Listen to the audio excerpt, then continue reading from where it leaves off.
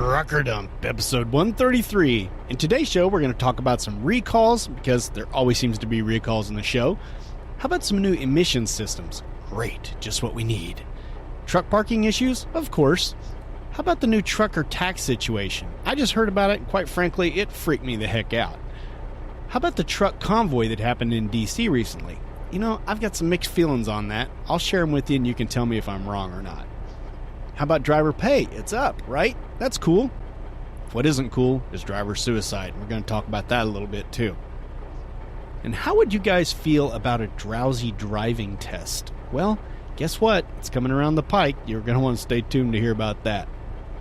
And here's something cool. OverdriveOnline.com has issued a playlist for truckers that is just a bunch of trucker music. So I'll point you to that. In the Trucker Grub section, Nick's going to point us to a cool new restaurant. Well, it's not new to me anyway. And in the feedback section, driver Dave, Michael, Ab, and Martin talk about a variety of different subjects. And today's main topic is a trucker gives thanks. That would be me giving thanks. And you're going to want to stick around for a really weird story that happened to me recently. One of the weirdest things that's ever happened to me as a trucker, and quite frankly, I felt kind of in danger, honestly. Today's show is sponsored by the Escort by Citadel Fleet Safety. Hit it. Welcome to Trucker Dump, where you'll get one driver's insights and sometimes humorous views of truck driving and the trucking industry, and pretty much anything else he feels like dumping on you. This podcast is brought to you by AboutTruckDriving.com. Resources to help you understand the world of truck driving through the use of stories and a pathetic attempt at humor. Hey there, trucker dumpers. How you been? You know, I think I've got some new listeners to the show because, well, my numbers have actually been up a little bit. And I think that's probably due to the Talk CDL podcast with Troy and Johnny Acid. And they've mentioned my name a couple times, and I'm thinking maybe some people have come over and had a listen. If you're new to the show, my name's Todd McCann. I'm your host. I'm a 21-year company truck driver. Never been an owner-operator, so if you're looking for that kind of info, you're in the wrong place. However, I am obviously the host of this podcast, and I'm the author of 2 trucking ebooks. One's called Trucking Life, and one is called How to Find a Great Truck Driving Job. You can find both of those and everything else I do at abouttruckdriving.com. And be sure to check out the Talk CDL podcast. Those guys have a lot of laughs over there. And unlike the Trucker Dump, it's a very regular podcast. Just like my bowels. Hey, what do you expect? It is called the Trucker Dump Podcast, right? So, hey, I hope you've been staying busy out there on the road. I have had an interesting time since the last time we met. My truck has been in the shop twice since the last podcast. The first time I was in Columbus, and I had a DEF problem. Well, I'm not deaf, but you know what I mean. Diesel exhaust fluid. Something was registering weird on my truck. I didn't really notice anything really bad, but it derated my truck about 25%. And, you know, I had some light load, so it wasn't too bad. Just every once in a while, I could feel that the torque wasn't quite there. You know, like when that turbo kicked in, it didn't kick in quite as hard. But I had to go get that taken care of. And it ended up being, they said they have a lot of problems with, and this is on an international LT, by the way. The dealer said they have a lot of problems with these DEF units, and the sensors in them are very sensitive. Imagine that. They're called a sensor, and they're sensitive. Anyway, ideally, you're supposed to keep these DEF tanks between a full and a half. And I've let it go below that sometimes, and it's never been an issue, but I had always heard that you're supposed to keep it between a half and full. And actually what had happened is the auto shutoff didn't work on one of the pumps one time, and I was, you know, messing around doing my windshield or cleaning my windshield or whatever, and that DEF pump overflowed. And it actually worked fine for another couple of days, and then I started getting those messages. And the dealer said it was probably that it got overfilled and it just screwed up that sensor. So anyway, I was kind of lucky in that I only lost about, I don't know, maybe 8 hours of time, and most of that was just waiting to get the truck in the shop. Of course, I binged Netflix while I was doing that. I think I was watching The Walking Dead. Man, what a depressing day that was. Anyway, the second time, was actually for my bunk heater. And of course, just before I got my truck in the shop for the DEF thing, I'd had beautiful weather, so I didn't really have a reason to run the heater. Well, of course, as soon as I get out of the shop, it gets cold that night. I try to run the APU heater, the auxiliary power unit heater, and it just blows regular temperature, whatever's outside. There's no heat whatsoever to it. Well, I had to deal with the cold for a couple nights, but it wasn't that big of a deal. I tried to get it into my local shop when I was home, but they were backed up and couldn't do it, so I had to hit the road again, deal with it just a couple of days until I got into a dealer. Thing is, I get in there, and I'm there the whole day. I get there early in the morning, and I get there the whole day. They go home at like 9 o'clock at night, something like that, 9 or 10. And the mechanic finally comes in like 6 or 7 in the evening and says, hey, we figured out what your problem is. It's batteries. I say, it's not batteries. They go, yeah, these things happen. It's batteries sometimes. And I've actually been told that is true. It is sometimes batteries. But in this case, I knew it was not batteries. Because I told him my APU stays running all night long when the cooling side is on. And that actually takes more power from what I understand. At least that's my experience. It seems like the heater will always run longer than the AC will, at least in my unit. But, it'll run for 9-10 hours without any issue, and then before it has to restart the truck and recharge the batteries. So I knew that wasn't it. And he said, well, what seems to be the problem? And I said, well, it just won't heat. Apparently, he didn't even really know what the problem was. He just heard there was a problem with the heater. He didn't really know what was going on. So I just couldn't believe it. A whole night was wasted. And of course he said, well, we're going to have to diagnose that. And of course, only the day shift guy can do that. So I had to wait overnight. I was too lazy to go get a hotel, and I could sleep in the truck. So I just slept there on property. It was no big deal. Anyway, I come back the next day, and I was there for probably about 4 hours in the morning. And then they tell me, guess what it was? A fuse. Yes, a fuse. That's all it was. But, hey, I never claimed to be a mechanical genius. But even I know, well, I thought I knew that it couldn't have been a fuse, because the blower back here works. The AC works just fine back here. It's just the heater, so it never dawned on me that it could be a fuse. Well, I guess there is a fuse that is just connected with the heater side of it. So, hey, just for future reference, now you know if you ever have a APU problem, at least the one I have with the battery power and everything, if it craps out on you and the heater doesn't work, but everything else works, tell them to check the fuse right away. Maybe you won't waste 24 hours of your day. Anyway, like I said, it's been eventful. But I tell you what, the weirdest thing happened to me at the time of this recording, just yesterday. By the way, I forgot to tell you, I'm in Northfield, Minnesota on a 34-hour break doing this today. And actually, I was a really bad boy for a while. Well, not really, but it sounds bad when I first tell you.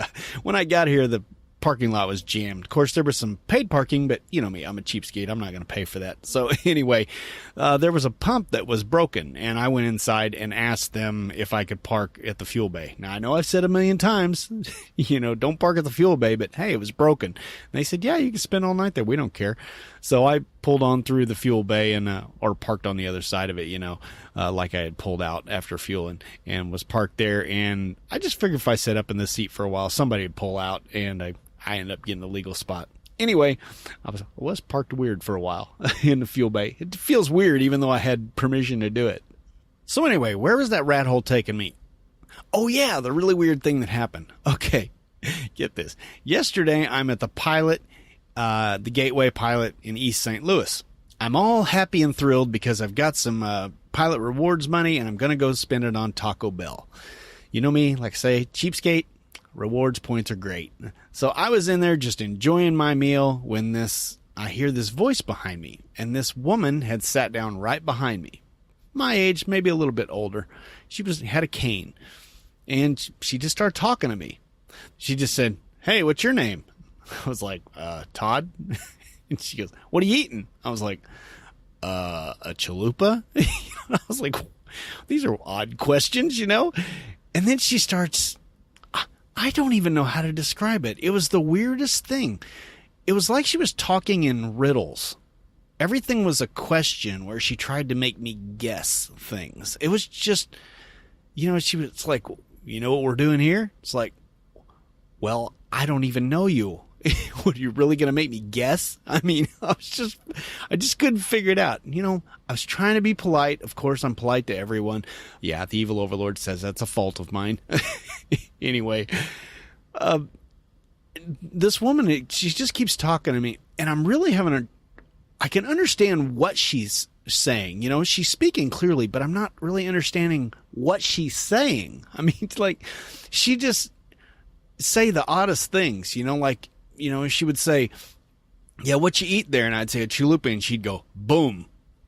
And I'd go, I just kind of looked at her. I turned around and looked at her when she did that, and she winked at me.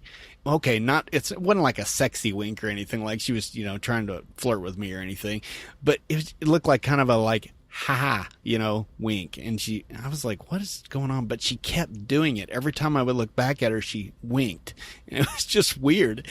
And she, like I said, she kept saying boom after everything she'd say. She'd go, boom.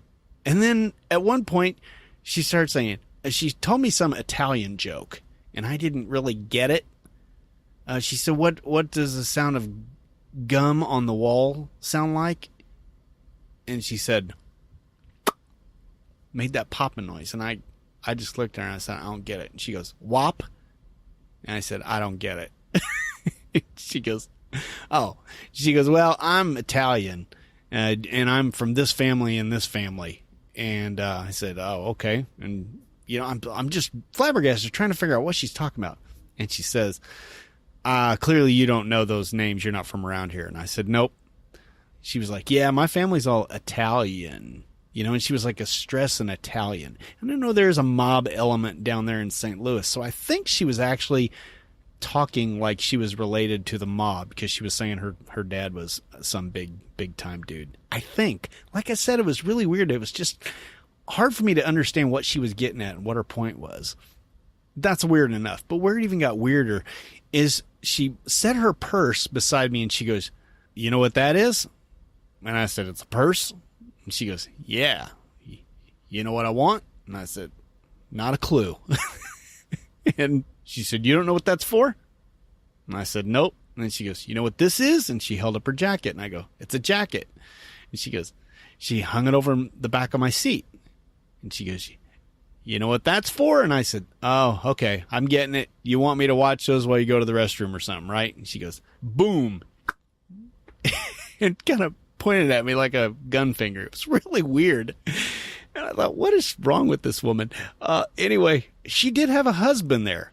Wait, I think it was a husband. It was a guy. Yeah, it was a husband, because later on in the story. Anyway, you'll find out. He was kind of in and out. And so I really didn't think she was flirting with me. But then she stood up to go to the bathroom. And she starts to walk away. And she turns back and looks at me. And she points at her butt. Now, she's got, kind of a nice looking woman. But she's, got this, she's a pear shape. She's pear shaped. She's skinny up top. Kind of big hips. And she pointed at her butt, and she goes, you like that? And I said, I just looked at her, and I said, ma'am, I've been married for 25 years. I have no opinion on that whatsoever. And she said, she goes, there's no black in that butt. And I thought, what is she talking about? She goes, that's all Italian. And I said, okay. And here's where it got bad. She turns around in the middle of the restaurant. Keep in mind, we are in East St. Louis. This is a highly black area. And for the record, if you're black, I don't know what to call you. When I talk about myself, I say I'm a white dude. So I say a black dude, whatever. This whole African American thing, I don't get it. I mean, unless you're first generation, I don't think any of us should call ourselves something American. We're all just Americans, right? I mean, I'm Irish American way back, but I don't call myself Irish American. I'm just an American. So unless your mom or dad came from Africa, I think you're just an American. So anyway, for this story, I'm talking about white people, black people. Okay. Basically, I am the only white person in the place except for her and her husband, who's kind of in and out. Anyway, she turns, she looks at me, and in a very loud voice, she says, "Yeah, I'm not too happy with the Granite City Police right now. This N-word stole $800 from me." And you know what the N-word was, right? I tell you what, my eyes must have gotten huge, and something on my face must have showed, because I couldn't believe she said it. I mean, like I said, there were probably 10 black people in there, and me and her are the only white people. And she looked around so defiantly, like, you know, she did not care one bit. And then she turned and she strolled and she walked out towards the bathroom. I was just shocked. I looked up and I looked over, and there was this elderly black woman who was kind of in the back by the subway there, and she works at Taco Bell. And I looked over at her, and she was giving me this look like, you know, and I understood why, because I had been sitting there talking to this woman for like 10 minutes. Well, she had been talking to me anyway. It was just weird. And, you know, I just looked at the woman, held up my hands like, and I even mouthed the words, "I don't know her, you know, I don't know what she's doing, you know." And then she kind of lightened up a little bit. Well, when the racist lady got back from the bathroom, she had the manager meeting her there, who was, of course, a black woman, and she told her that she was not welcome in there. And they had a little words back and forth, and you could tell that this white woman did not like it very much, but she did leave eventually. Of course, she was cursing the whole time and basically being a racist in general. But I tell you what, as soon as she got up and left, I walked over to that elderly black woman back in the corner, and I said, "I don't know who she is. She was just talking to me." I said, "I don't like people talking to me when I'm eating anyway," but she was talking all kinds of nonsense. I didn't even understand what she said. And I said, "I certainly don't condone what she said. I'm not with her. I don't even know her." And so she was kind of relaxed at that point. And, you know, by that time we had walked together up to the manager of Taco Bell. So I got out of there scot-free, but man, I thought, that's not good at all. And I told the evil overlord about this, and she was like, "Well," she goes, "why'd you watch your purse?" And I said, "Well, I don't know. It's just being nice." And, you know, truckers do that all the time for each other. And I thought she was a trucker. Found out later she wasn't. But anyway, she goes, "I would have been worried about the purse." And I said, "Why?" And she goes, "Well, she kept saying boom, right?" And I was like, "Yeah, I guess she did." And she was like, doing like a trigger gun finger at you, right? And winking at you. And I said, "Yeah." And she said, "Well, I would have taken that there might have been a bomb or something in that bag." Of course, she's paranoid because she's from a big city, but, you know, I'm just naive on stuff like that. And it never even crossed my mind, but I suppose it's a possibility. Anyway, nothing bad happened, but, you know, other than the evil overlord berating me for being too nice of a guy. But anyway, it was just a really weird story, and that was a really long story. Man, I may have to cut that down or cut it out completely. Anyway, I think we should probably get on with the podcast, right? Wow. Good Lord, 20 minutes into this. Holy crapamola. Okay, as my first official act of this podcast, I would like to say I'm a hypocrite. Heck of a way to start the podcast. Okay, the last episode was Trucker Dump 132. It was called Should We Call Out Bad Truckers? And basically I was saying we shouldn't because it's too dangerous now. But guess what I did? The day after I posted this podcast, I called out a trucker. I can't believe I did it. I didn't even realize it until afterwards, and I thought, good Lord, I'm an idiot. I'm such a hypocrite. Anyway, I was on 65 South heading out of Indy, and there's some construction down there, and it's, one of those situations where it says trucks use the left lane, and I was using the left lane, and I had this truck behind me, and he seemed to be content that I was back there, but he was right on my butt. So, and of course, I'm doing the speed limit, and he probably didn't like that either. So the construction ended, and I started to get over in the right-hand lane, but I'm a trucker. I'm scanning out ahead of myself, and I see there's more construction signs up ahead. So I had just started to pull into the right lane, and I pulled back into the left lane and stayed there until I saw what that sign said. Well, of course, it says trucks stay in left lane, there's more construction coming up. Well, the trucker comes around on the right of me. He gives me one of these hand-waving things like, "What are you doing, driver?"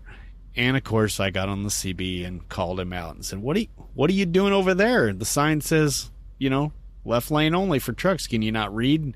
And, of course, it escalated as things tend to do. And, of course, it ended up where he's threatening me with bodily harm because that's what stupid people do.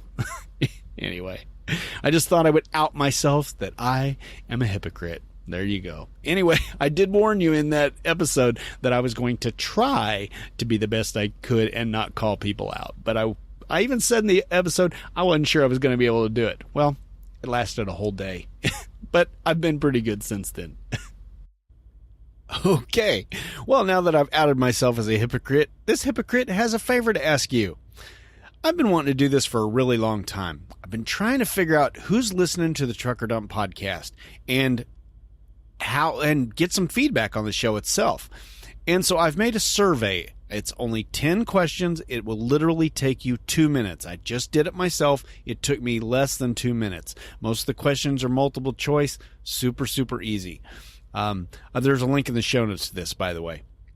Now, it does require an email address, and I will use that email address, but I'm not going to spam you. All I'm going to do is maybe use it to let you know about new episodes that have come out, or maybe if there's a special promotion on something I'm selling or something like that. But you're very rarely going to get anything from me on this. I really need the email address because there is a contest associated with this, and you have a chance to win a Trucker Dump t-shirt. How cool is that?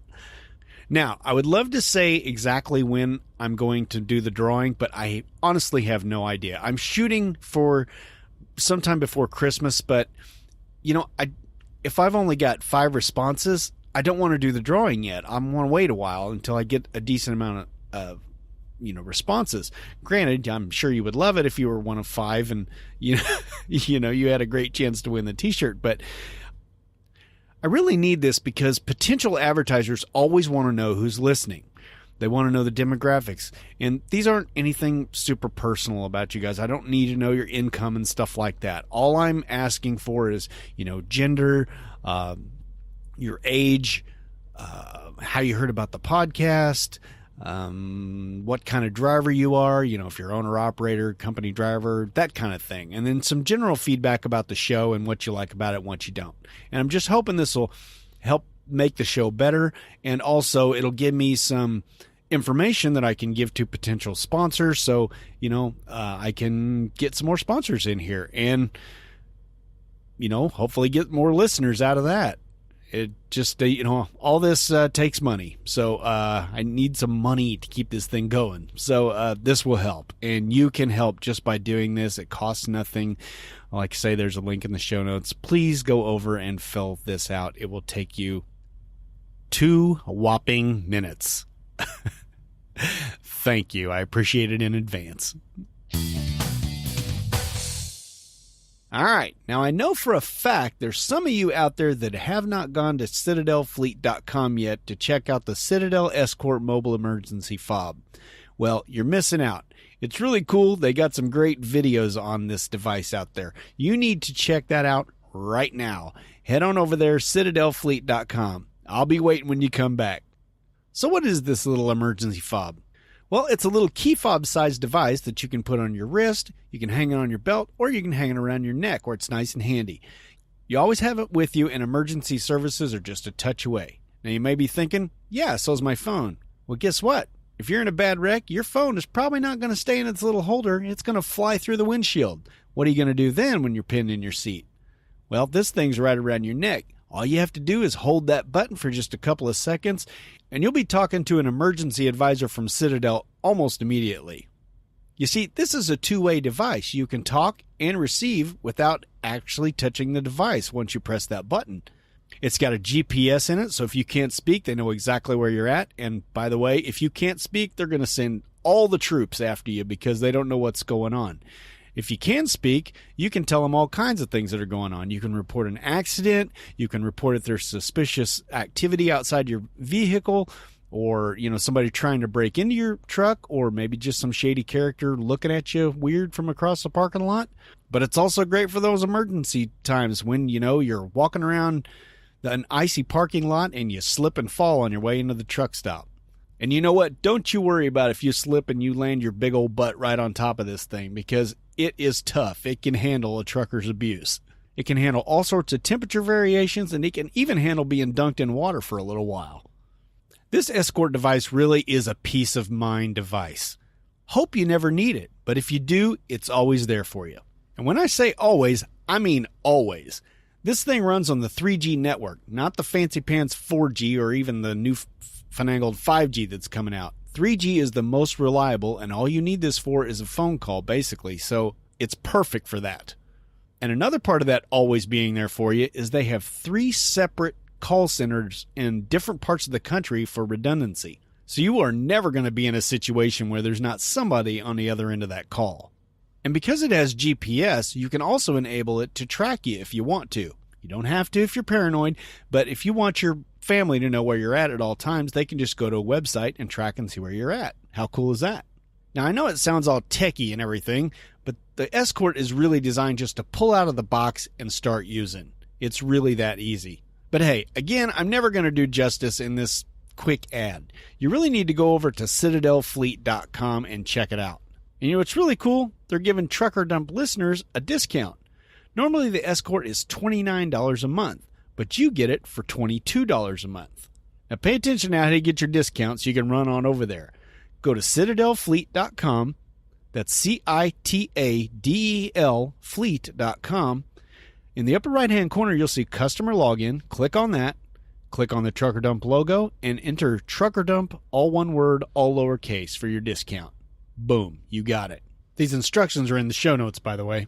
Or hey, if you've got questions, don't forget there's somebody that can talk to you directly. You can use the good old-fashioned phone. It's 800-269-5905. Thanks to Citadel Fleet Safety for sponsoring this episode of Trucker Dump and for offering such an awesome discount. All right, let's get on with the first news story. I'm going to bang these as quick as I can here because recalls are boring, right? Nobody likes recalls. All right. I'm going to kind of combine 3 stories all together. Go to the show notes and just check out the link if you're interested in these, any of these affect you. Okay, basically there's 20,000 Freightliners and Western Stars. They were impacted by a steering shaft recall. And basically what that means is it was improperly mounted, and that can mean that your steering wheel is no longer connected to your front wheels. And that's a bad thing. So I think we like to steer. You should probably get that fixed. Check out the link for the all the units involved in that. We've also got 4,500 Freightliners and Western Stars that were recalled over a fuel line issue, and also 26,000 Internationals for the same problem. The engines affected in this are the Cummins ISX-15s and the X-15 engines. Basically what it says is in certain driving conditions, such as going down a long hill, a long downgrade, the fuel line can actually burst. And, well, that's not something you desire when you're going down a mountain, right? So anyway, check those out. Check that link. Oh, there is one more thing. Yeah, about 2,000 International trucks. There was a problem with the brake chambers. So I don't even understand it. I'm not going to read it. There's something wrong with the brake chamber, and that's kind of important too. So check out the link in the show notes to all 3 of these articles. Hey, let's keep with equipment, right? All right. Here is the part where I get totally confused, and I just confuse you. So I'm going to do this the best I can. Like I said, I am not a mechanic. I don't know what I'm talking about with this stuff. But I feel like it's something that is an interesting story for the trucking industry. Found this on overdriveonline.com, as I did all of those recalls, by the way. This one is called Concept from Cummins Would Dramatically Cut Emissions, company says. And basically what they're talking about is this new SCR system, Selective Catalytic Reduction. Now, I thought this was new because it says they're working on it, but it's not new because the more I'm reading about it, it sounds like it's the DEF thing. With the DEF, with how the DEF gets into the exhaust and it burns it off. I don't know, maybe it's doing it a different way. I'm not really sure, honestly. I mean, I looked up selective catalytic reduction on Wikipedia, and this technology has been around since the 50s. The first large-scale installation was in international vehicles in 1978. So I'm not really sure what they're talking about here. I'm just a little confused by it all. But the reason I mentioned it is, they're talking about it being cleaner alternatives. It's going to burn off more of the emissions, and it's going to be better for the environment. And they're saying it's drastically, in their quotes, to levels previously thought unfeasible. Now, personally, that scares the whole hell out of me, because I'm sure you all remember the old EGR days. That's exhaust gas recirculation. I didn't even know what that meant back in the day, but just those 3 letters, EGR. If anybody said, oh, it's an EGR, you were like, oh crap, I'm going to be 3 days in the shop. It's just all of this, emission stuff is such a hassle. But anyway, I mention all that to say, Volvo, there's another article in here from overdriveonline.com. Volvo emission systems running into degradation issues, and the company is investing the scope of it. Okay, I thought, what kind of technology is this? Well, guess what? Volvo has already implemented this SRC thing, I guess, and they're already having problems with it. Gee, what a shocker. Is anybody surprised by this? I'm not. Oh, anyway, I don't even want to try to explain this any further because I probably confuse you enough as is. So just click on the links, go read these articles for yourself. If you're at all mechanically inclined, you will probably understand it way better than I can explain it to you. But hey, let's keep with some more equipment, right? Did you see the new Tesla Semi video? They're really getting a kick out of showing you how fast this thing is and how quick it accelerates. This video, link in the show notes, of course, it just shows, the Tesla Semi with the trailer going around the corner, and then the guy punches it, and there's some, people looking on and everything, and you can really hear how it sounds. It's louder than you think it would be for an electric vehicle, but it's not near as loud as a Semi, obviously, especially if you're one of those guys who runs your Jake brake while you're in town. Anyway, check out the video if you're interested. I just wonder why they keep, touting the acceleration so much, because, acceleration isn't that great of a thing in a Semi. If you're jacking on it real hard like that, your freight's going to be all over the back of the trailer. You got to be kind of smooth with it. So I really don't see why they're touting this. I guess just to show how much power the thing's got. Anyway, one thing they don't ever say in these videos is how much weight that trailer has on it. So that would be interesting too. I'd be more interested to know how it pulled on a big hill. I don't care anything about flatland. I want to see how it pulls up the hills. So have you seen the video? What are your thoughts on it? I know it looks funky, and it's going to take some getting used to, especially with that guy sitting in the middle, right in the middle of the cab. It's kind of weird. I guess it shouldn't really surprise me, though. I see cranes, that are going down the road that the guys sit in the middle, and sometimes the concrete trucks are the guys sitting in the middle. I guess it's not all that unique. But anyway, let's move on. Here's an article from the truckersreport.com. This one's called Pennsylvania to Tackle Truck Parking by Painting More Lines on the Lots. I admit, I laughed at this. The second I read it, I thought, oh, that's brilliant. Let's just paint some more lines. But, the more I read the article, the more it makes sense. Basically, they're talking about the Pennsylvania Turnpike and how it has a deficit of 890 truck parking spots. I don't think this would really surprise anyone who's ever been on the Pennsylvania Turnpike, right? It certainly doesn't me. Well, anyway, this article says that when this commission went to examine the situation and look at it, they said they only have 93 total parking spaces on the entire in the entire plaza system and everything. But they said they found 195 trucks parked there.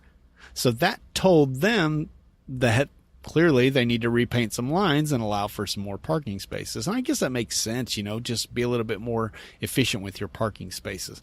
So anyway, if you find yourself on the Pennsylvania Turnpike, maybe you will find some more parking spots available.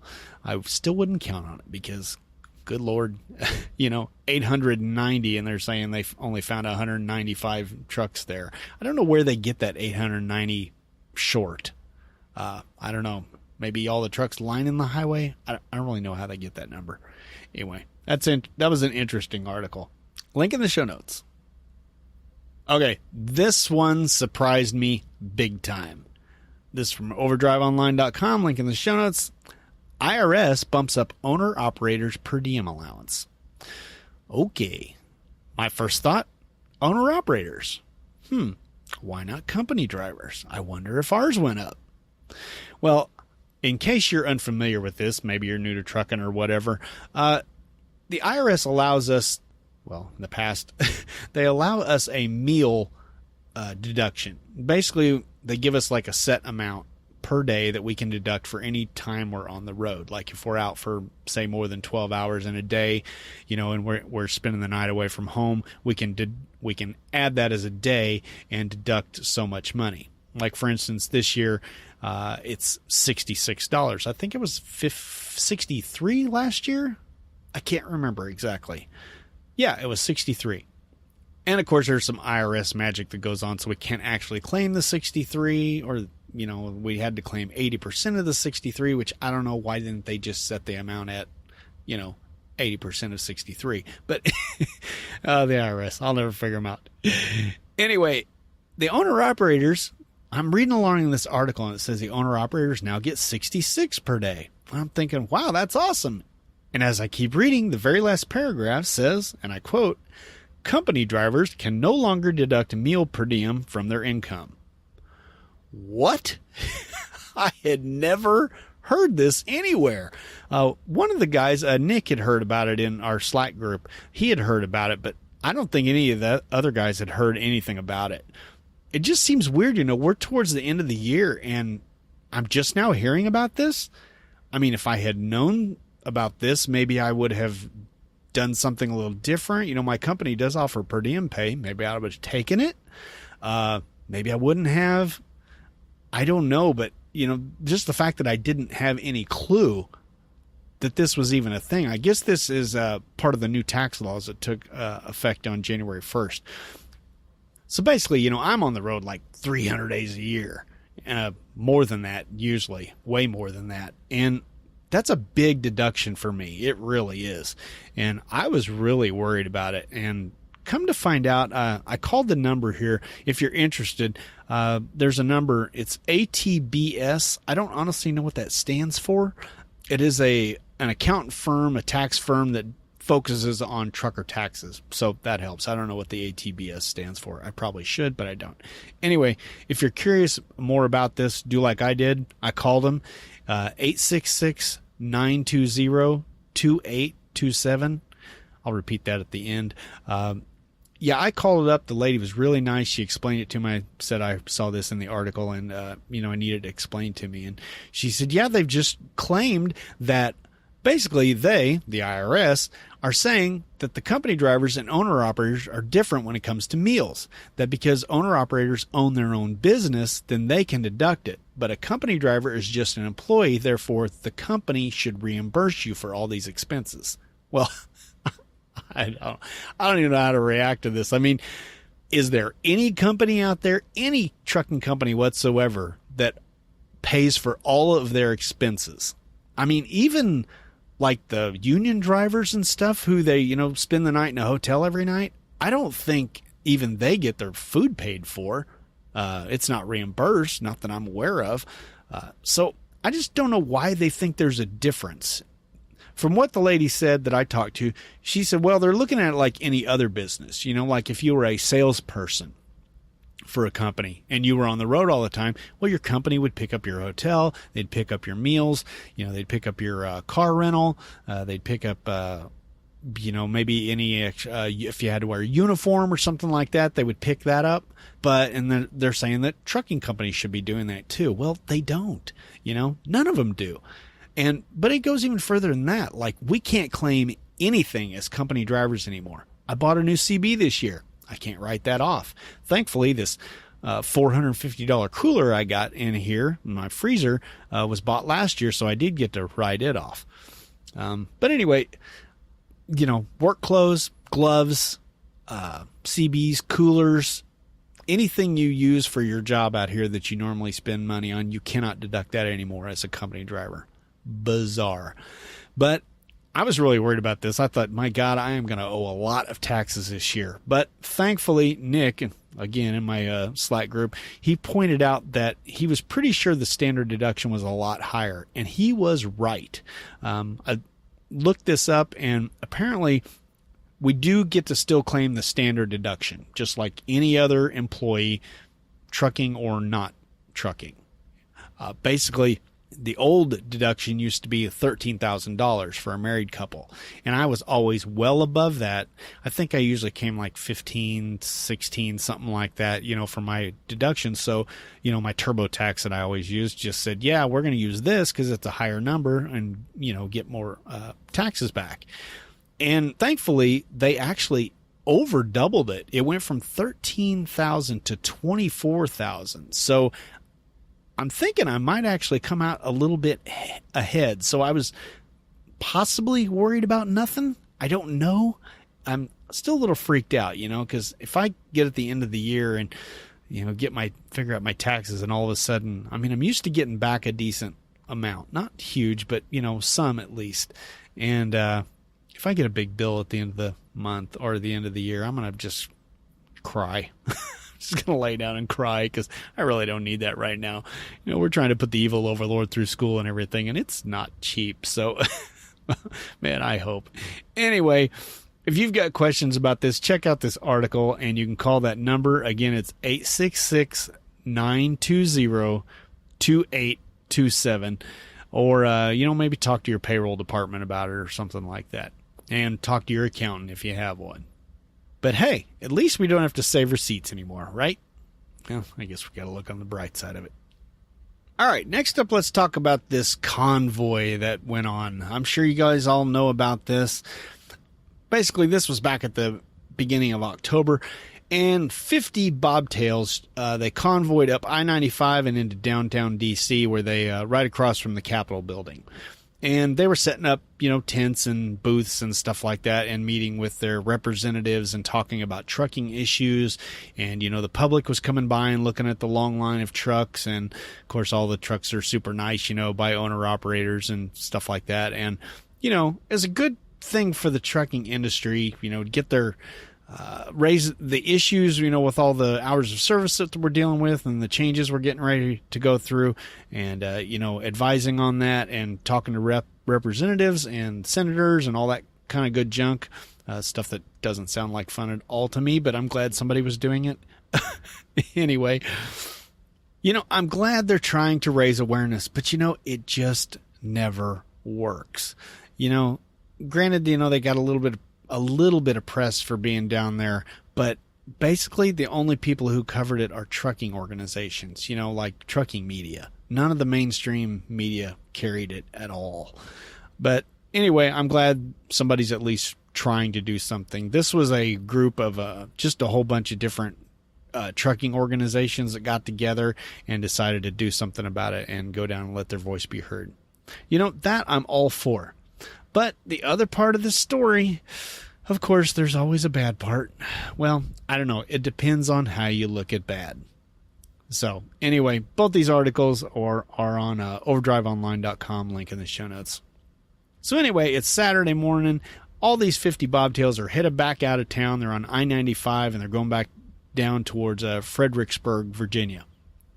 But they decide, we're going to give a warning shot. And they stopped in the middle of traffic and blocked the entire freeway. This went on for about 5 minutes, I guess, just a little bit shorter.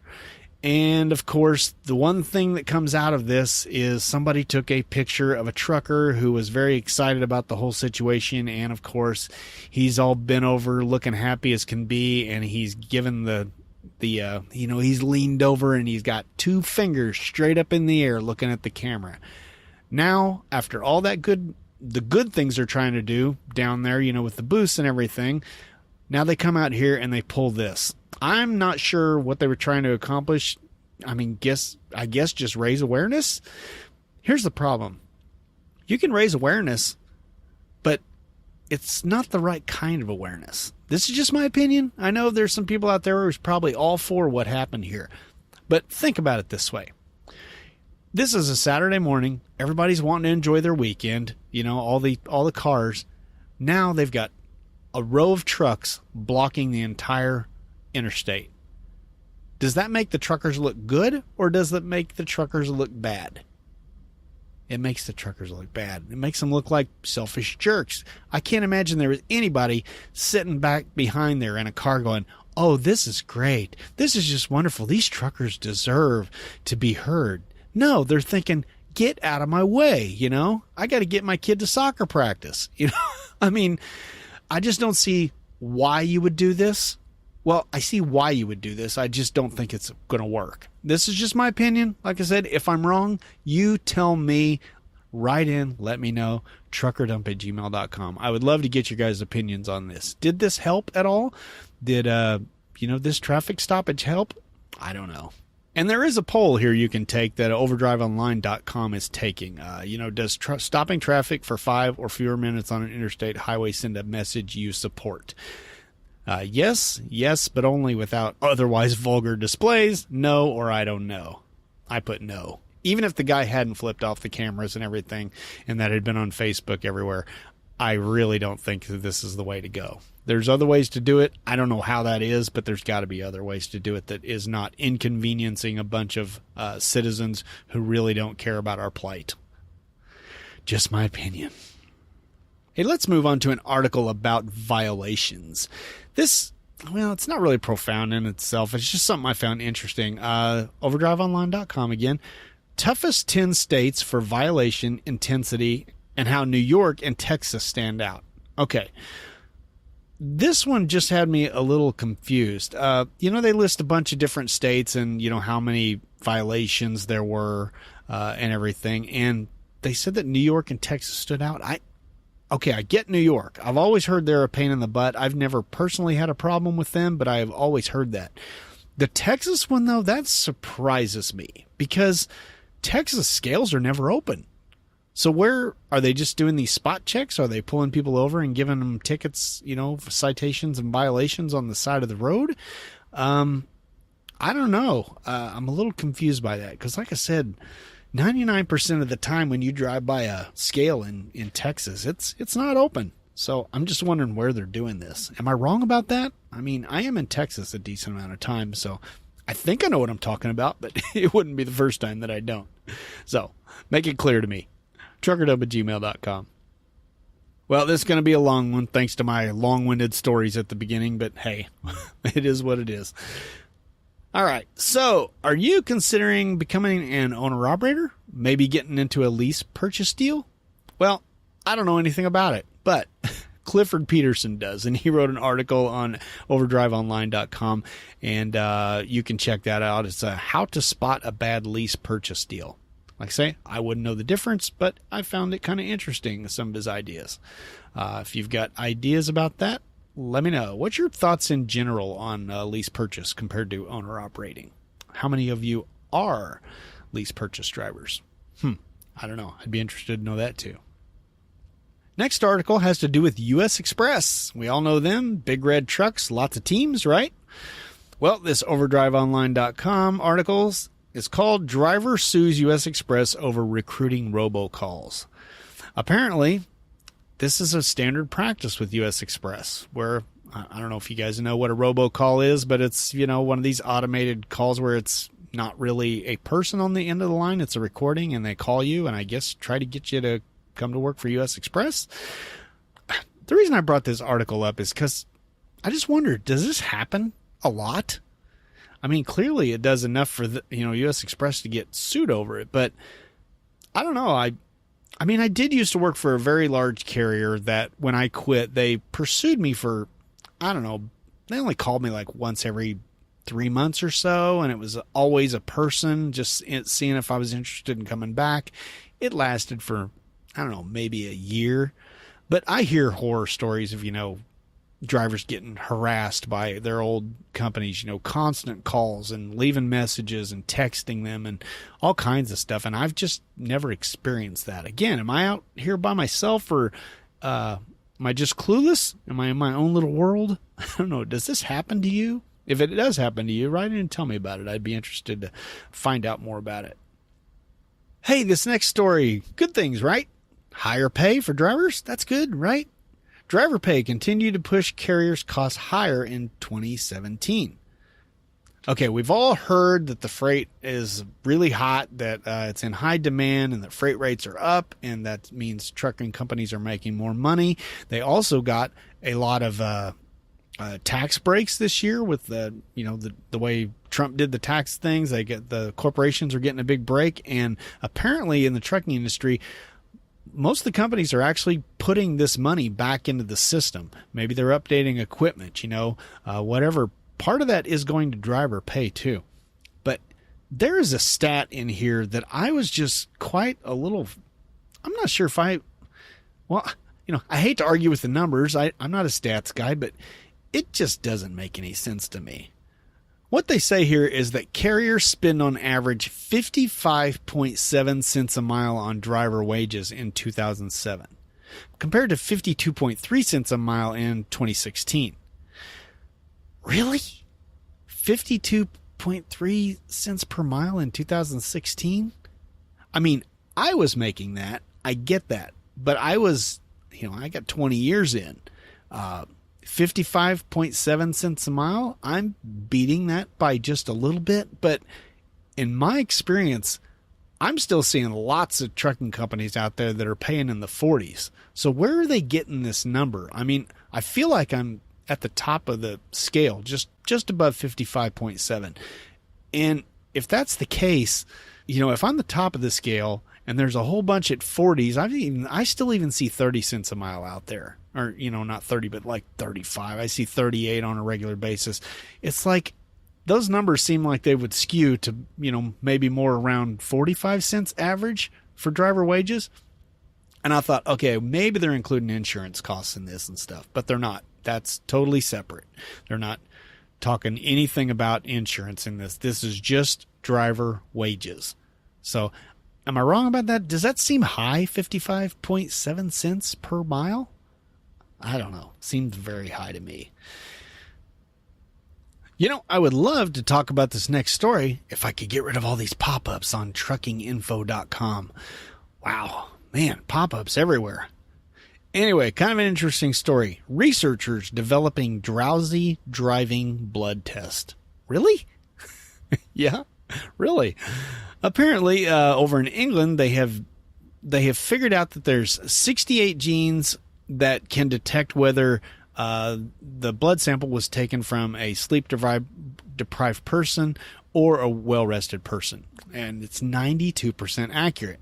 Now, of course, they got to go through all kind of testing and stuff like that, and before they can release it to the market. But that might be interesting. Maybe one of these days, I don't know, for those of you truckers who maybe haven't had a wreck yet, but usually one of the first things you do after an accident is your company will send you to get a drug test, a drug and alcohol test, just so they can prove that you were sober at the time. That way the big lawyers can't come after you. It's kind of a, cover my butt type of a thing. Well, this is just one more test that we might be taking at that time too, to show if we're drowsy. I don't like the idea of this, because sometimes I do drive after, I haven't had as much sleep as I probably should get the night before. Now, it's not usually my fault. That's usually because, the company has given me a load. I wake up after 8 hours of sleep and they tell me, hey, your load's going to be ready in 12 hours. So what am I supposed to do? I can't go back to bed. Anyway, there are situations like that. But anyway, I'm not looking forward to this test. Hopefully by the time it's all approved and, that the U.S. government's even stricter on this kind of stuff. So hopefully by the time it is implemented, I'll be dead and gone. Or at least retired. Yeah, let's go for retired. I like the idea of that better. Oh, who am I kidding? I'm never going to be able to retire. Oh. All right. Well, that story was kind of depressing. So, let's address that. This is kind of a dark subject, I guess. But again, overdriveonline.com. Check out the link in the show notes. This one is called Inside Help. Fellow truckers offer comfort resources to help prevent suicide. Apparently, suicide rates have increased more than 30% from 1999 to 2016. That's like 45,000 lives lost due to suicide. Man, that's sad. That's according to the Centers for Disease Control. So according to a 2012 study in Mental Health Nursing Journal, they found that 27% of truck drivers reported experiencing depression, and only 5% of them sought medical or psychological help for it. Well, this totally makes sense considering what the CDC says. Let me quote something. The CDC says the most effective suicide prevention is for the at-risk person to be part of a functioning community. End quote. Well, that explains a lot, doesn't it? A trucker, he's part of a larger community, but not really part of a functioning community where you've got, people that you're talking to every day and you're hanging around and you've got a life. You're out here alone, and depression, it's just going to get worse when you're out here by yourself. Anyway, there's a group I'd like to tell you about called Truckers for Truckers.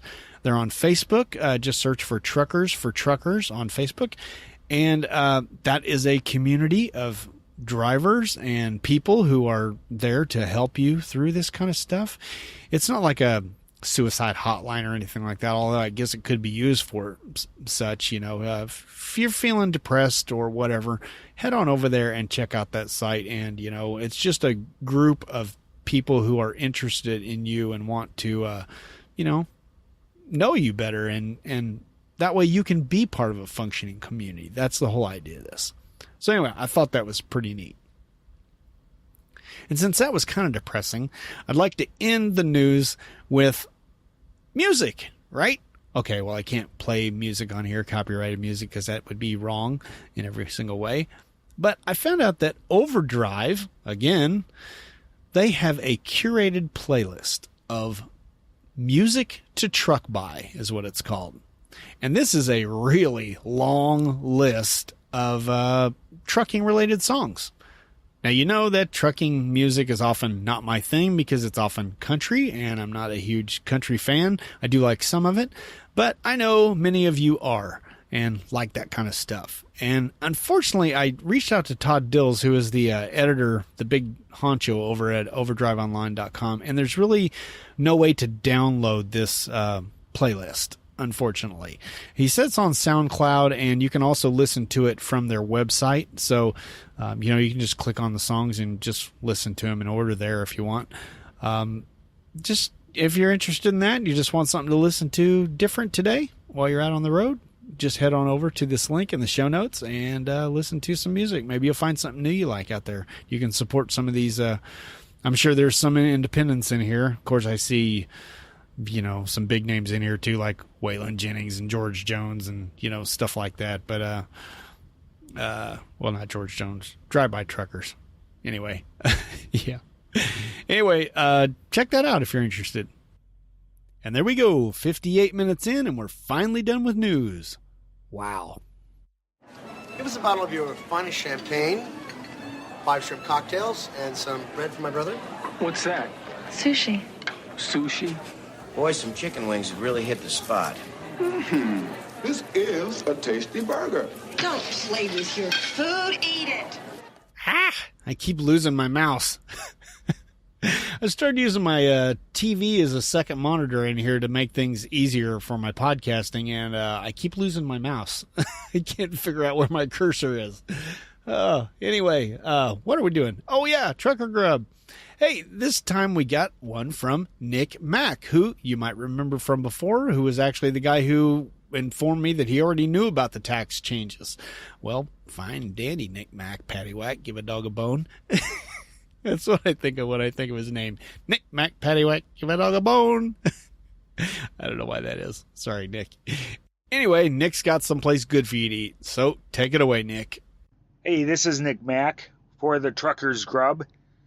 just in case anybody is on I-40 in Tennessee, you should stop at the Pilot on exit 143.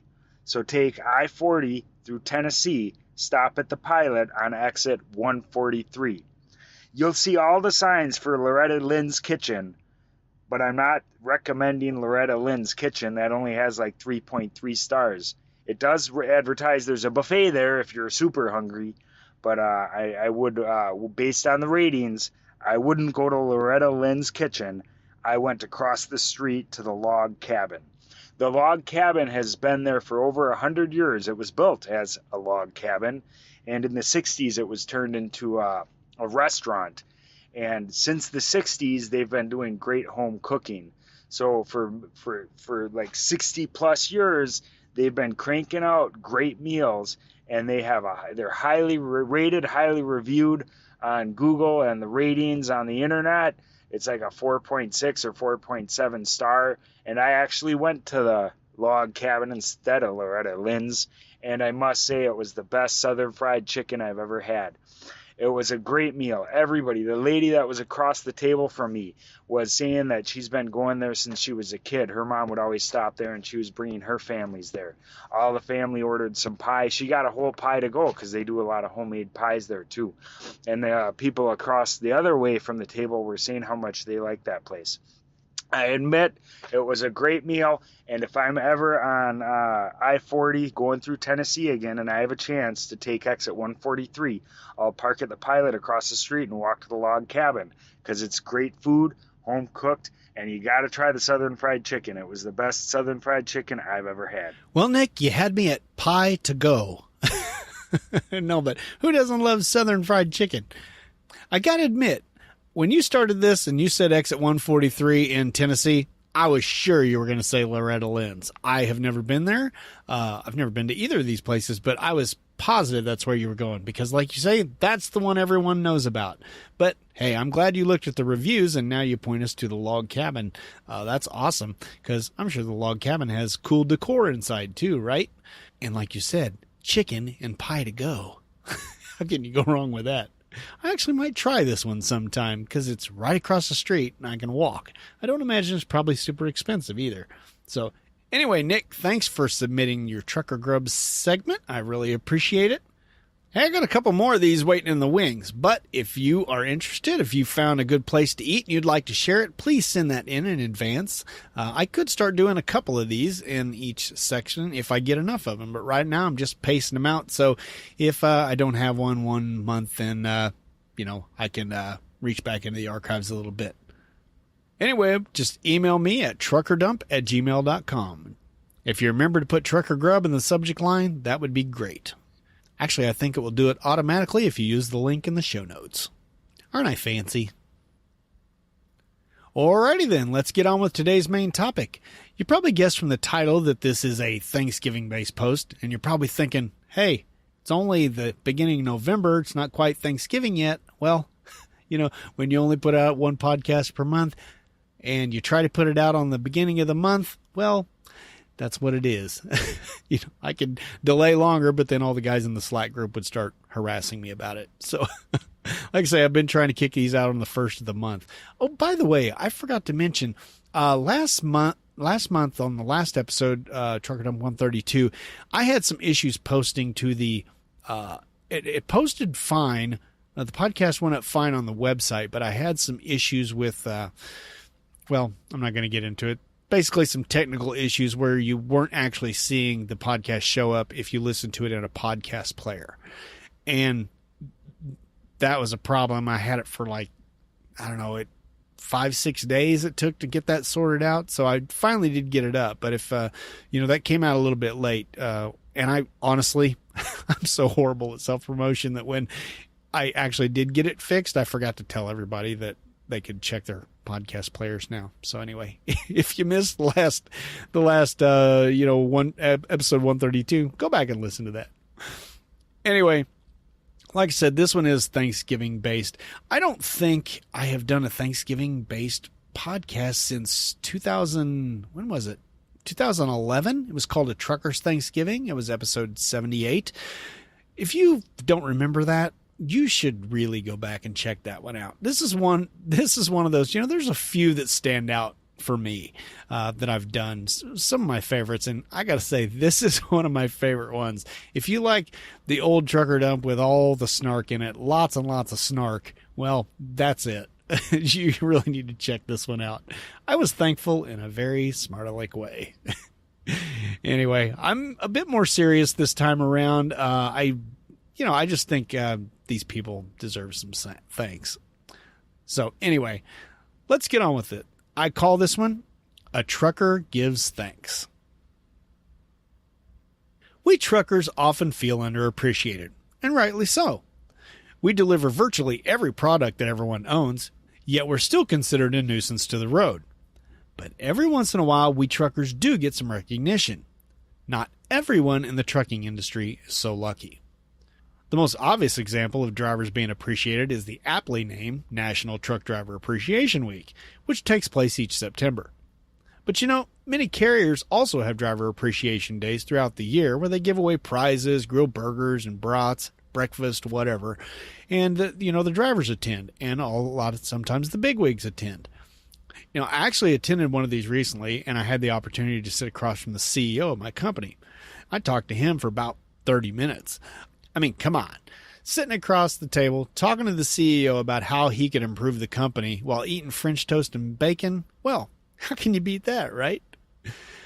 Additionally, shippers and receivers sometimes give us products for no apparent reason.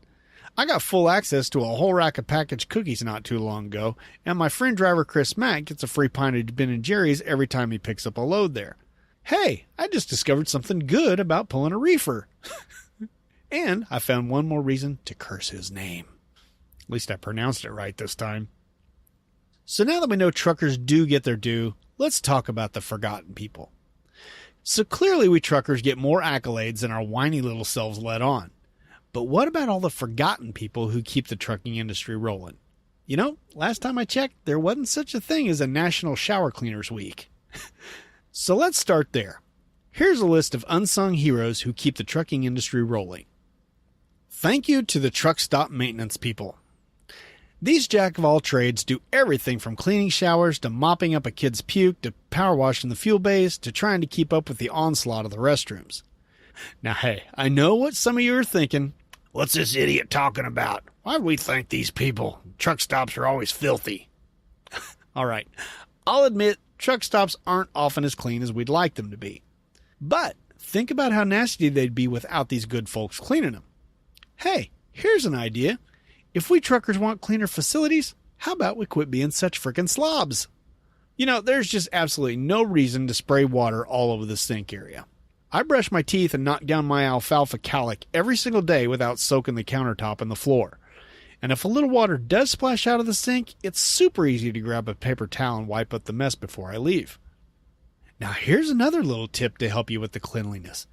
Now I know this is going to come as a complete shock to some of you, but human waste belongs in a toilet, not somewhere in the vicinity of the toilet.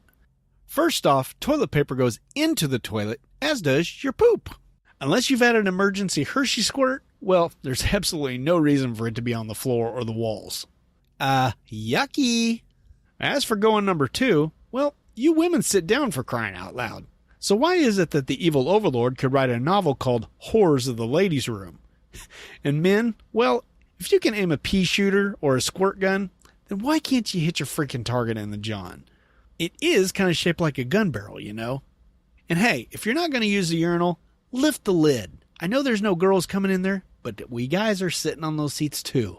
Yuck. Speaking of yuck, now let's talk about the parking lots. Who do you think puts all that trash in the parking lot? Employees? And speaking of pee lots, do you really think the truck stop employees are the ones pissing in the parking lot? Nope, it's us truckers. But these good maintenance people have to be the ones to clean it up. Basically, if we truckers didn't act like our mom was following us around all the time and cleaning up after us, the maintenance people would not only have an easier job, but they'd also be able to keep things cleaner. Besides, I'm pretty sure your mom would kick you square in the ass if you left her bathroom sink covered in water and shaving stubble, let alone what your wife would do to you. So why do you do it to the maintenance crew? Now, if that's not convincing enough for you, well, Look at it this way. If you were doing that job, how would you feel about your sloppiness? Now, if you said you wouldn't care, well, you're a liar, and I kind of hope your pants do catch on fire. So thank you to the maintenance crew. We know you have a thankless job, but we're lucky to have you, and we appreciate the job you do. Obviously, we'll appreciate you even more if we don't find wads of hair in the shower drain or poop streaks in the toilet. Thanks. Thank you to the truck stop service workers and managers. We all know how big a jerk some truckers can be. Now imagine your job is interacting with them all day long. They listen to us bitch and moan about our screwed up fuel card, despite the fact that it's not their fault. They give us cash advances, and they even still send faxes for drivers who are still living in the 80s. They dish up deli goods, brew our coffee, and make the pilot Flying J smell like someone had an early morning synagasm. The ones I feel most sorry for are the young, pretty female cashiers. We've all heard the truckers flirting with them. Newsflash, truckers, no attractive young woman wants to flirt with a middle-aged, smelly trucker wearing grease-stained clothes and exhaling a toxic mix of cigarettes and coffee. Just assume that if she wanted to flirt with older guys all day long, she'd be working at Hooters or twirling around a pole for a living. In short, truck stop cashiers and managers do whatever it takes to keep us truckers fed and caffeinated so we can keep those big wheels rolling. So please take it easy on them. And thank you folks for all the things you do to keep the truck stops running smoothly. P.S. Drivers, your coffee stirrer and empty creamer packets belong in the trash, not on the countertop. Again, your mom doesn't work here. Thank you to all the restaurant staff. Whether it's the ever-present Subway, a tantalizing Taco Hell, or a full-service restaurant like Denny's or Iron Skillet, we truckers should appreciate the job that these folks are doing. Many of these eateries are open 24/7, which means someone's always working the graveyard shifts so you can get some grub when you're pulling an all-night drive. Or heck, maybe you just want to get out of the truck to relax for a while. Lord knows it's hard to chill out in the driver's lounge when you got a bunch of drivers screaming over each other about the bad call the referee just made. Or worse, a discussion of politics breaks out. God help us. You know, if only we could elect one of these guys as our president. They all seem to think they've got it all figured out. Uh-huh. As you regular listeners know, I eat most of my meals in my truck. But every once in a while, even cheapskates like me need to escape the cab for a while. It's really nice to go inside, have a seat at a real table instead of eating off that crusty old road atlas that doubles as a TV tray. Sometimes I just forget how comforting it is to have a friendly waiter or waitress plop a plate of food in front of me and keep my glass of iced tea filled. And of course, they couldn't serve up the food at all if someone wasn't standing over that hot stove back in the kitchen. You know, maybe I appreciate these cooks a bit more than the average Joe, because I can't cook to save my life. If I can't pop the top off a package and stick it in a microwave, ain't no one getting fed around me. So thanks to all the restaurant personnel who keep us truckers fed and for providing us with the closest thing to home we can have without actually being there. Thank you to the mechanics. No one likes going to the shop. Heck, I talked about that earlier in the podcast. You know, I get that. But what's worse? Taking a shower or sitting in a driver's lounge while your truck is being worked on? Or you crawling underneath your truck in the P-lot to diagnose and fix the problem yourself?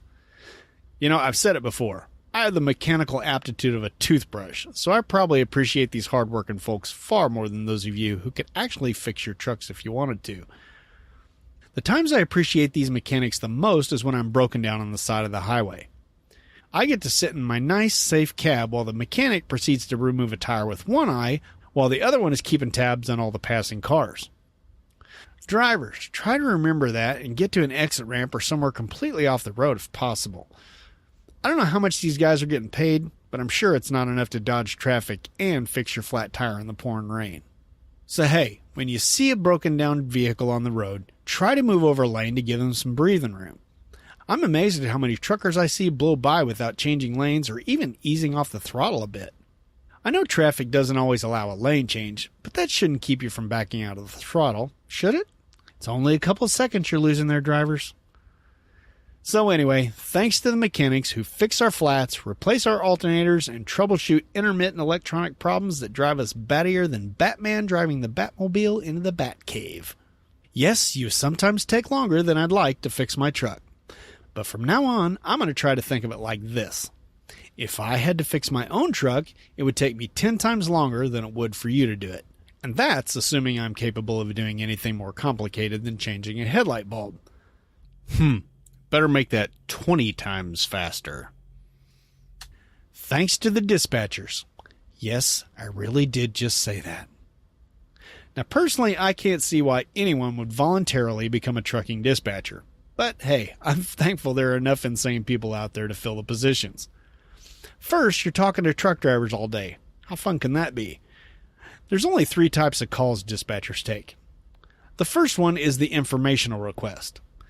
Stuff happens through a trucker's day. We sometimes find ourselves with an incorrect pickup or delivery number. We have questions about a load or a customer. Perhaps we have a question about company policy.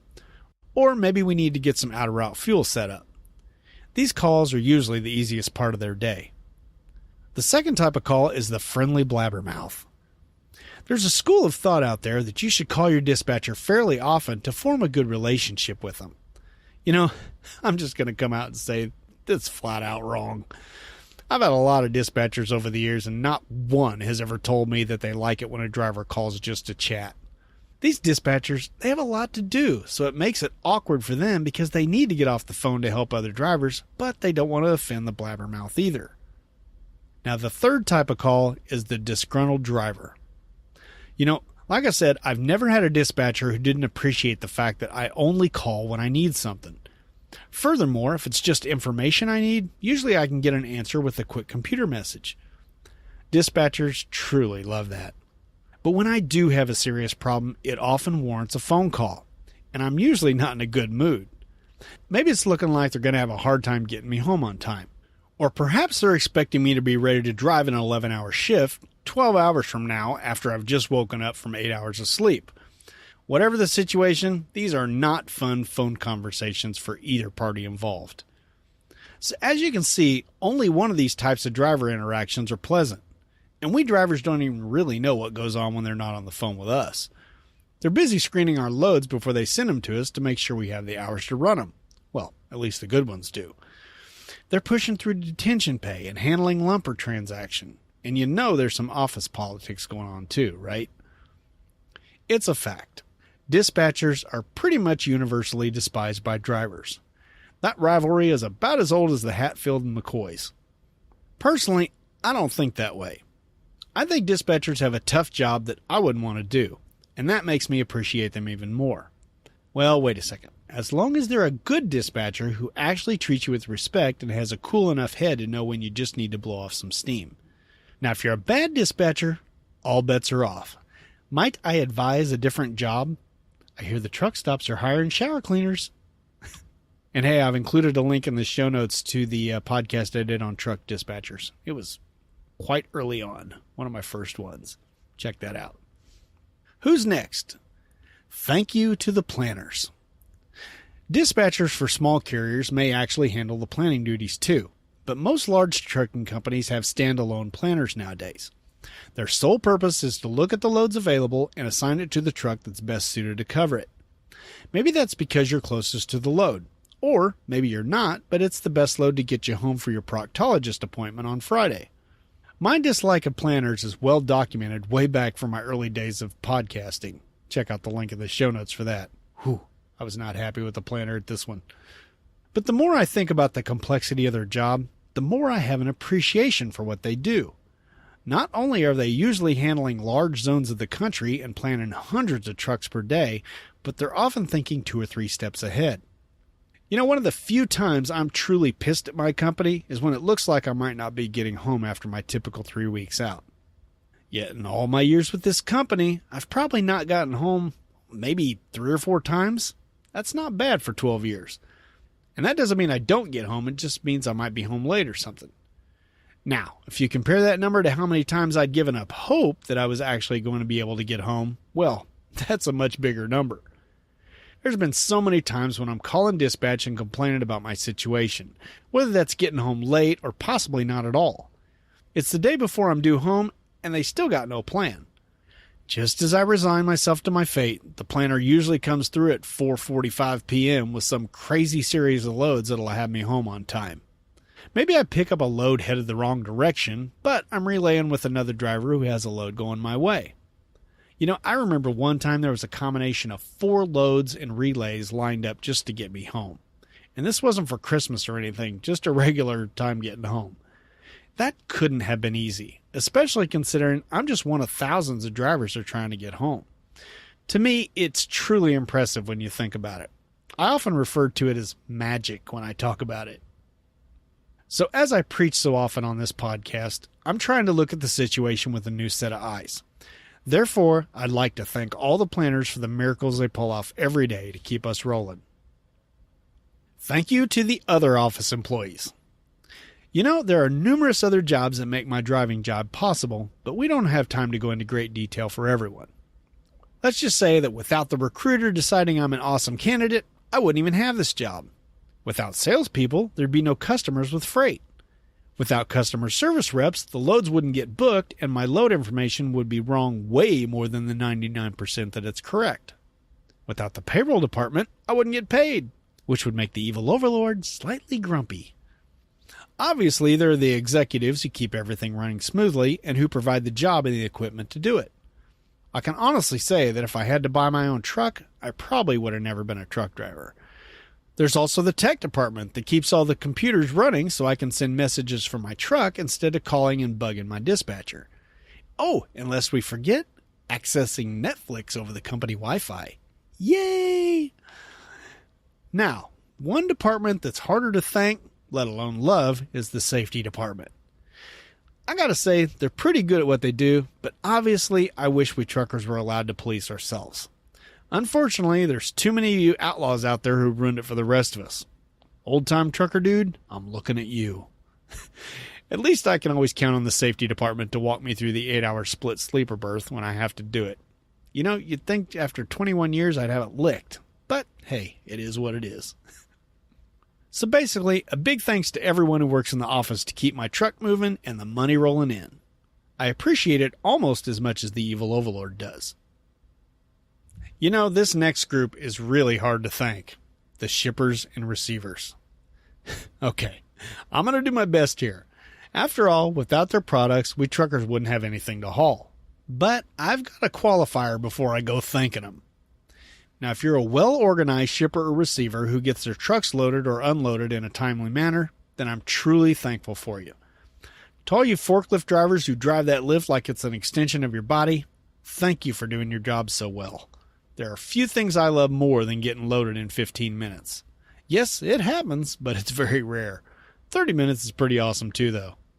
I'll take that any day. Now, I do understand that some products simply take more time to load, but I'd argue that if you can't load a truck in less than 1 or 2 hours, you need to revamp your system. Maybe quit trying to save $1 or $2 by floor stacking everything. Or maybe you should face the realization that you're not quite as efficient as you think you are. Maybe you could remedy that by setting your appointment times further apart because you're always running behind schedule. To sum up, if you're an efficient shipper or receiver, thank you for respecting the driver's time. But if you set unrealistic appointment times and have slow loaders that make a sloth look like Speedy Gonzales, then you can go suck eggs. And I'm not talking about those delicious Cadbury eggs. I'm talking about some eggs covered with chicken poop and full of blood clots. Bon appetit! Last but not least, I'd like to thank the four-wheeler drivers. Yep, you heard me right. You can pick your jaw up off the floor anytime. You know, it's common knowledge that we humans tend to focus on the bad things in life. I don't know why that is, and quite honestly, I wish that wasn't the case, but there's just no denying it. We over-the-road truckers can be on the roads for up to 11 hours a day. We encounter thousands, possibly tens or even hundreds of thousands of cars per day, depending on where we're at. Most of the day goes smoothly. The vast majority of these interactions between cars and trucks are handled perfectly by everyone involved. But if one four-wheeler does something stupid or flat-out dangerous around us, that's the thing that's going to stick in our craw all day. Heck, we might even carry it into the next day. But again, this takes a mind shift on our part. Yeah, I know. I've been guilty of bashing four-wheelers numerous times in the Trucker Dump archives. And many times, rightly so. But it's also important that we remember how many good four-wheeler drivers there are out there. We encounter them every single day. Here's some examples. Think about the utility worker in the Ford pickup that stayed back from the light so we could make that tight right turn. Much obliged, man. How about that soccer mom in the Honda minivan who ducked in behind us before the exit ramp instead of speeding up and cutting across 3 lanes of traffic in front of us? Thank you, ma'am, for not making me change my boxers today. We all know you can wear underwear for 3 or 4 days, right? Right? How about a shout out to the many cars and pickups that refrain from giving us the old one-finger salute when they finally get around us after we found ourselves in an accidental turtle race? Thank you for your patience. If you don't know what a turtle race is, check out the link in the show notes. Or hey, remember that nice old guy in the Corvette who left a gap at the busy intersection so you could get into the street from the side road? Much appreciated, old rich dude that I'm not at all jealous of. How about all the smart drivers who pass your big rig quickly so they aren't riding alongside you for the next 3 miles? Thank you folks for not giving me a crick in my neck from constantly monitoring my mirror until you passed. Hey, here's one.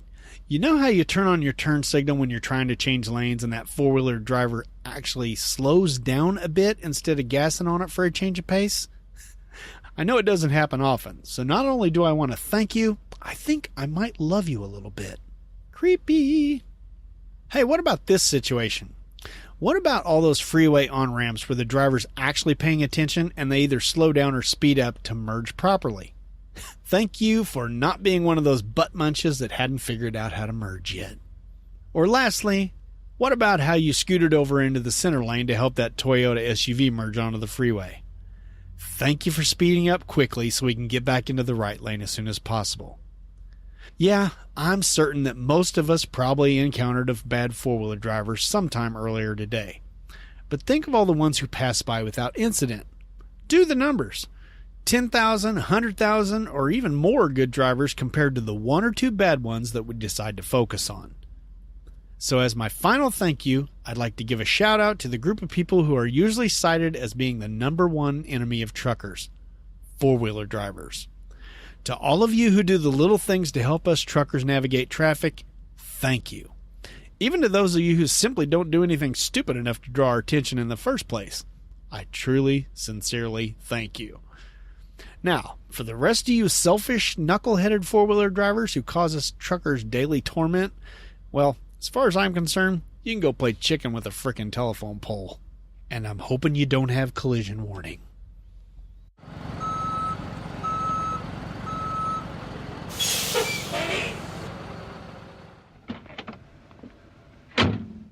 Hey, yo, bud, where do you want this load of feedback? Man, I've been talking for 3 hours. I'm starting to get hoarse. I don't know if you guys can hear that or not. Anyway, we got some feedback, so let's keep on pounding through it. Hey, you remember David from the Trucker Grubs section last time, Driver Dave? Well, he writes in the good old-fashioned way this time. He writes, "Greetings, Todd. On vacation now for another week and a half. So consequently, it pains me terribly to think about trucks or working at the present time.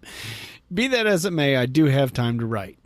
I remember that on the last episode, I don't know what episode that was, you said you couldn't go back in your PeopleNet e-logs to see the previous day's logs. I can do that in mine. I just go to view hours of service, then details, then I start going back. I can go back and view the last 14 days as is required in Canada. Yes, so I'm getting on with this digital ankle bracelet. We have a working relationship. I assume the digital ankle bracelet is the e-logs." He says, "Hope that helps. God bless, Driver Dave." Actually, Driver Dave, it does help. Actually, when I wrote him back, when he wrote this to me in late September, I did not have that detailed button. Well, I had the button, but it was grayed out. But recently, Safety called me out of the blue and said, "Hey, are you going to be sitting for a few minutes? We need to do an update on your PeopleNet. We're getting ready to add the GPS to it. They're going to add some mapping software to it, and they had to get it all set up for that." So I just went back and looked just now, and lo and behold, guess what's there? The details button. So actually now I can go back in for the last 7 or 8 days, I think it is 8 days, and I can go back and see when I actually did stuff. Like I can figure out when I fueled or when I arrived at a shipper, receiver, things like that. And that's what he says he does. He wrote me back and says, yes, I like to refer back sometimes when I make out my swindle sheet. Nice swindle sheet. As when I got fuel or when I arrived and left a customer. One thing I do, he says, I'm old school, is to use a marvelous device called a pen. He says it uses real ink, and it dispenses said ink onto a piece of paper in a small notebook when applied in a careful manner. The notebook and pen are part of my essential life support gear on the road. Have you ever gone to a shipper and the first thing they ask is, what's your trailer number, driver? At this point, you're just glad you found the place. You had to race to get there on time. You can't remember what you had for breakfast, let alone trailer numbers. So I write information like that down in my little black book, along with plate numbers, billing info, and maybe the spot I dropped the trailer in. And the time. I remember back in grade 5, I had this teacher, dyed-in-the-wool, who insisted on all his class go out after the first day of school and purchase a fountain pen to use in class. No kidding, a fountain pen. This guy was from way back. My mom was a teacher herself and thought this was really stupid. She could see the students squirting each other with ink. After talking to him, he relented and allowed the students, if they wished, to buy cartridge pens. These have the ink in a small cartridge that you put into the pen. So there you have it, a little bit of trivia from my past. Maybe the pen and ink thing will work. He says, P.S. I don't reckon you're going to find fountain pens for sale at Love's. No, probably not. But yes, I have done this as long as I can remember. Actually, my nephew found one of my old ones here in the truck, my eldest nephew, Jake, and he was like, oh, cool, man. He goes, man, you can go back over your whole career and look and see where all the different places you've been. And I thought, yeah, I could if I kept them, but I don't know why I would ever want to do that. I remember early in my career, I was thinking I would take all kinds of videos and all kinds of notes and things like that, about where I had gone and maybe even drawn out details on a map and stuff. And then I quickly realized that I wasn't going to care after this career. I was not going to care. Of course, when I first started out, I thought I was only going to be in it for 3 years too. So, that shows you how smart I am. Anyway, I use a pen and paper. Yeah, I write down. I have one of those little notebooks big enough to, just slide it in my pocket. I write down the my load number, the shipper, the time it's supposed to pick up, my trailer numbers, delivery and delivery time, and any pickup numbers or anything like that I need, and the mileage. So I keep all my mileage on that sheet. Once I verify that it's right, payroll, that can be trashed. So anyway, yeah, always do that. And I do write the plate number, not my trailer number, because quite honestly, hardly anybody ever wants it. But I do have my my tractor plate number written down in the notebook where I'm not going to tear the piece off, like inside the front of the notebook. So I have that easily accessible anytime I need it. Yep, great idea. Pen and paper. Imagine that. Thanks for writing in, Dave. Appreciate it. And hey, now that you're doing audio for Trucker Grub, there's no reason why your other comments can't be audio, right? Just messing with you. I'll take them any way I can get them, Dave. Hey, you remember in the last episode, Anthony wrote in and was asking about driving a truck as someone who didn't really know how to drive a car very well. He's had a license for 16 years, but he'd never really driven a car very many times because he lives in a big city and has good public transit. Anyway, I gave him some advice on that, and it actually extended into choosing trucking schools. And Michael writes in, and he wanted to share a little thing here. He says, Todd, on the Anthony email, there's something you forgot when choosing a driving school. Okay, Michael, what is it? He says some states now have a restriction of no manual transmission equipment, CMV, commercial vehicle. We have this restriction in Texas. So if a potential CDL driver takes their driver test in an automatic transmission tractor, they will only be able to drive an automatic tractor when they get their license. It sucks that some of the driving schools are using strictly automatic tractors. Some of the trucking companies don't have an automatic tractor fleet. Yep, you're right about that, Mike. I've always advise, I didn't in this last bit. You're right. I forgot to mention that to Anthony, but I did in a previous podcast somewhere along the way, probably back here in the feedback section. Yeah, I have mentioned before that, I would advise people not to train in a truck that is automatic. And if that's what your school is offering, don't do it, because there's so few companies you'll be able to work for on the way out. So anyway, Michael, I appreciate you writing in and straightening me out about this. I certainly didn't know it was that's the way it was in Texas. I honestly don't know if Missouri is or not. My home state, I should know, but I don't.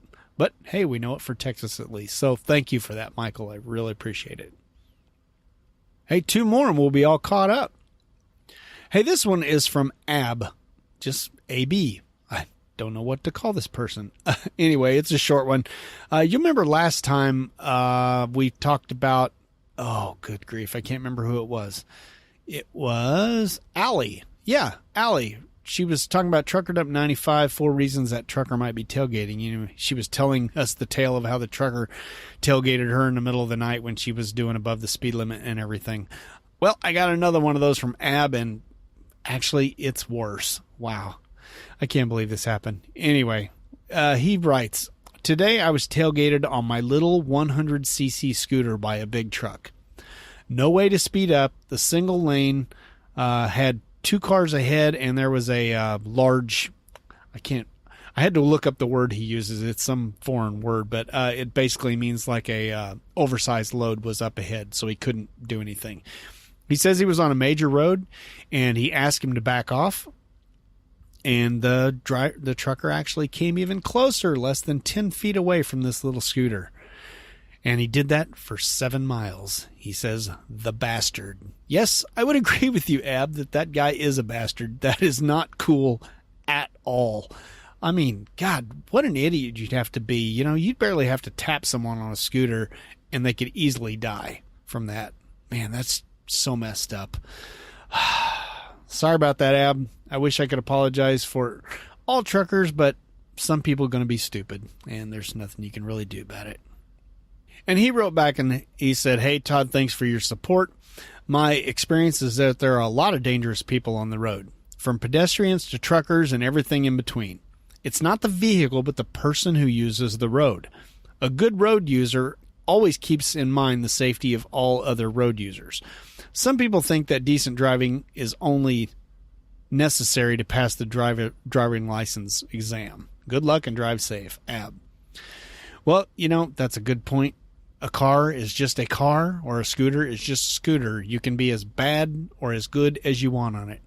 And I know this is a politically hot topic, but I would say the same thing about guns. Just saying.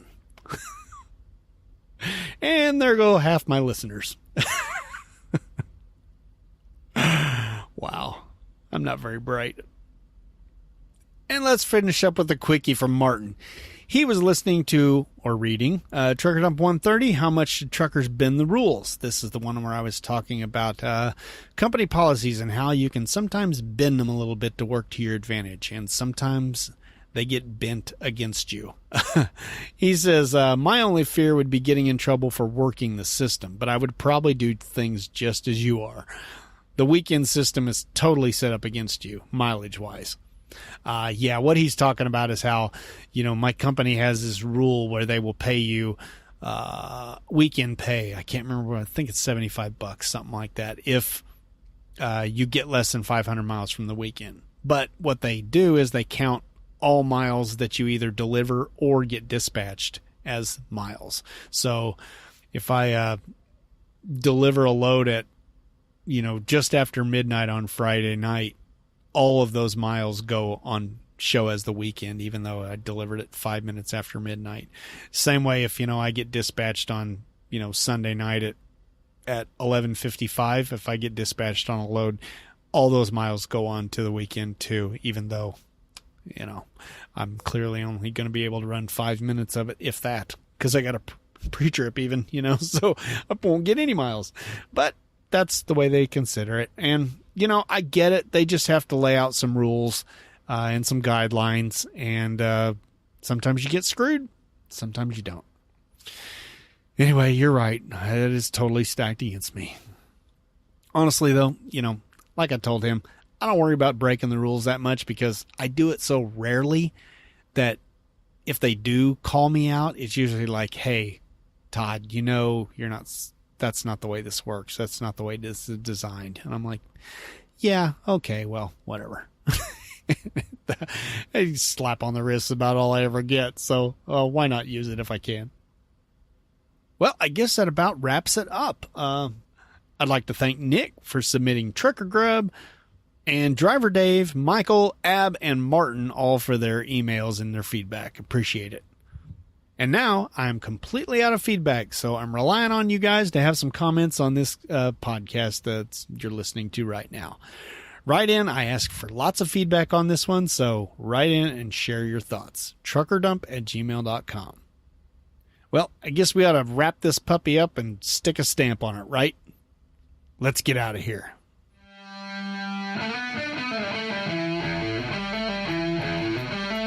Okay, I asked for lots of feedback, so get on it, folks. Head on over to abouttruckdriving.com for everything I do. You can leave your comments, fill out the survey, check out the ebooks, download free stuff like the full intro and outro songs, and lots more. Or you can shoot me an email at truckerdump@gmail.com. Hey, if you're digging the podcast, please go subscribe in whatever podcast app you're using. And leave a review on iTunes if you got a second. It really helps bring new listeners in. And you know what else helps bring the listeners in? You inviting them! And here's one last reminder to do the survey so you have a chance at winning a Trucker Dump t-shirt. Well, as always, thanks for listening. So until next time, drive safe, stay out of my way. Hey there, Todd McCann here from the Trucker Dump Podcast. In today's show, we're going to talk about some recalls. We're going to talk about some emission systems that's going on. Hey there, Todd McCann here from the Trucker Dump Podcast. In today's show, we're going to talk about some recalls. There's some new emission systems out there, some truck parking issues, and have you heard of this new...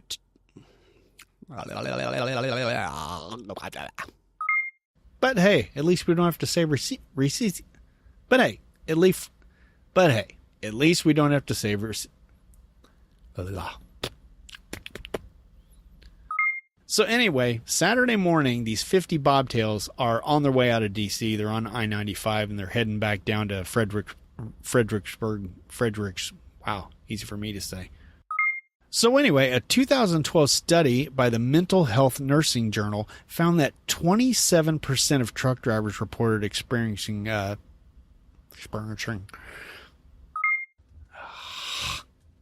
type, Todd, type. Or perhaps they're expecting me to be ready to drive an envelope. I need some water. There's numerous other jobs that make my driving job possible, but we don't have time to go into great detail.